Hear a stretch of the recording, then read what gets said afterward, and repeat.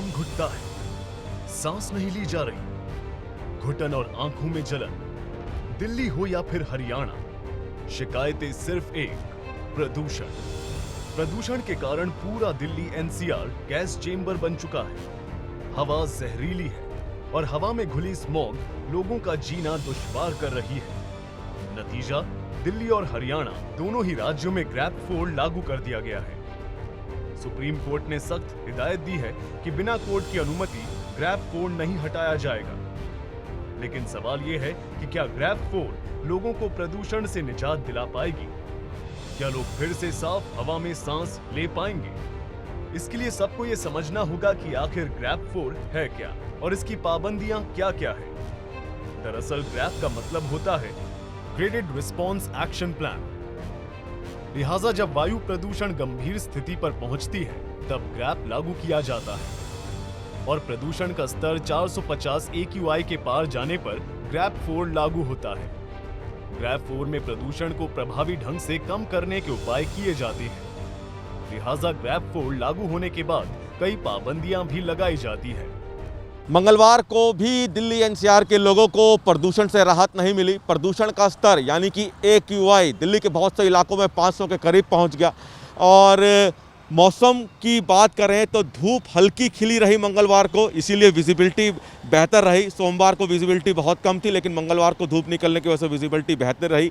लेकिन प्रदूषण अपने स्तर पर बना रहा। 500, 495 इस तरह का AQI दिल्ली के कई इलाकों में दर्ज किया गया, जिससे दिल्ली वालों को प्रदूषण से मुसीबतों का सामना करना पड़ा। सुप्रीम कोर्ट खुद इस पूरे प्रदूषण के मामले को देख रहा है, इसलिए निर्देश दिए गए थे स्कूलों को बंद करने के लिए। इसलिए दिल्ली एनसीआर के सभी स्कूलों को बंद किया गया, ऑनलाइन मोड पे क्लासेस को शुरू किया गया।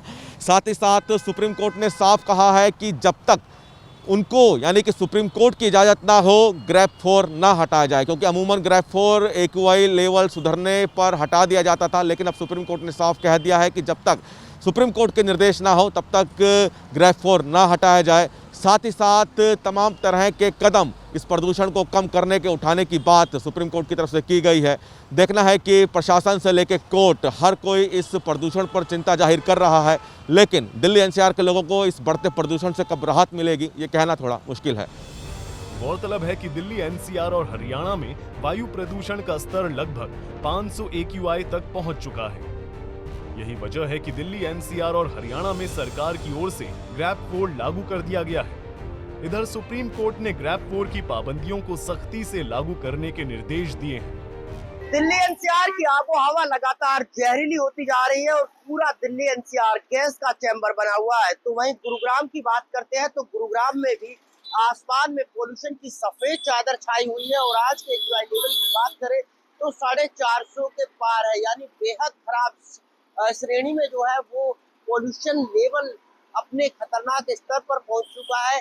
ये कहा जाए तो गलत नहीं होगा और यही कारण है कि दिल्ली एनसीआर के तमाम 12वीं तक के स्कूलों को बंद करने के आदेश दिए गए हैं, ताकि जो बच्चे हैं उनको इस बढ़ते पोल्यूशन से बचाया जा सके।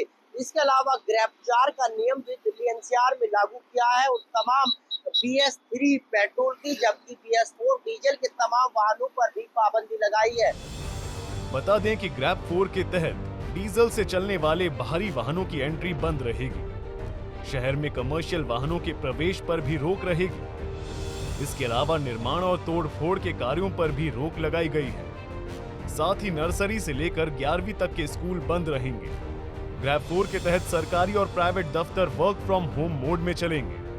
साथ ही पब्लिक प्रोजेक्ट की डेवलपमेंट कार्यों पर भी प्रतिबंधित रहेंगे। वहीं अगर दिल्ली एनसीआर और हरियाणा में वायु प्रदूषण के स्तर पर नजर डालें तो दिल्ली का AQI 500 के करीब। दिल्ली के आनंद विहार में सबसे ज्यादा AQI 500 तक दर्ज किया गया, जबकि नोएडा के सेक्टर 62 में AQI 495 दर्ज किया गया। वहीं ITO का AQI 391, नेहरू नगर में 494 और विवेक विहार AQI 499 पर पहुंच चुका है। इधर हरियाणा में वायु प्रदूषण का स्तर 441 AQI दर्ज किया गया है, जिसमें फरीदाबाद का AQI 366, गुरुग्राम का 357, हिसार में 340 और रोहतक में 371 दर्ज किया गया है।